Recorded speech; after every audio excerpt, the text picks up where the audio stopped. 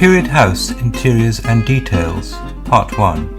Period House Interiors and Details adds to the story told in Period House Typical Townhouses 1774 to 1939 by going through the house room by room with attention to details which appear there. Period House Interiors and Details does this in 6 parts, covering hall, reception rooms, bedrooms, bathrooms and services.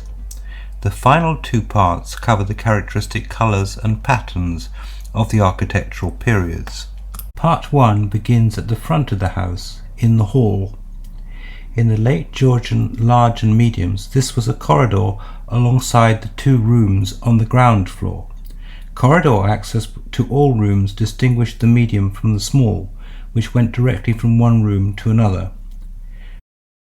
During daylight, the halls of large and medium houses were lit by a window above the door.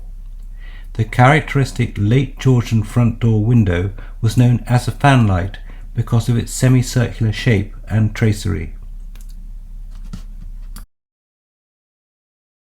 Regency and early Victorian fanlights had a shallower, depressed arch, but only the name remained after developments in glass allowed the fanlight to become a plain glass rectangle.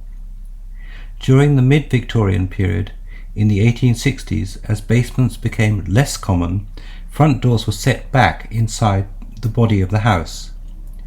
Another development was the pairing of front doors so that the hallway led directly to the rear extension.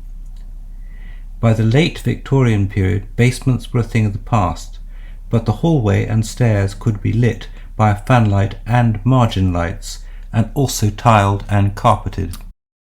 During the Edwardian period, the hallway was where Art Nouveau features might appear in the glazed panels of the front door or as tiles. The hall could become a living room with a fireplace. There might even be an ingle nook. In the suburbs where broader plots were available, the hall might be placed centrally. A new telephone might be installed in the hall. The staircase came forwards where it became a feature with a full-height newel post or a turn near the foot. There was space under the stairs for a cupboard or closet. Interwar semi-detached houses often had their front doors at the opposite sides of the pair. Beside the staircase, the hall led to the kitchen or kitchenette and the dining room. But houses of the tooth and gap type might have a hall placed behind or even between the drawing room and the dining room. The staircase. The dog-leg staircase fitted into the hall of mediums towards the back. The stairs to the upper floors turned via a half landing or winders. In the late Georgian period, the half landing could be lit by a window, but as rear extensions grew in size, the half landing became a mezzanine level. Doors. Late Georgian front and internal doors had 6 panels, but from the Regency and early Victorian period, doors became 4-panelled.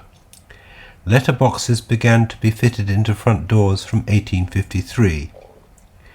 Late Victorian front doors could have stained glass in their upper panels and margin lights. Edwardian front doors had solid panels subdivided vertically.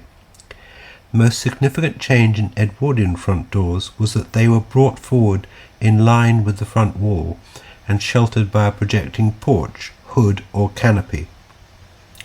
The door itself had solid panels subdivided vertically. The mid-rail was reinforced to allow for the lock case as well as the letterbox, with multiple small panes of glass above. These varied considerably as builders could choose from prefabricated components. After 1910, the Neo-Georgian revival brought a return to 6-panelled doors. Interwar doors continued to be either vernacular or Neo-Georgian. The upper panels of front doors were usually glazed, with the lower panels subdivided vertically. It might have an Art Deco sunrise motif. The handles of internal doors might be made of a plastic such as Erinoid. Period House Interiors and Details continues in Part 2, which will feature reception rooms and fireplaces.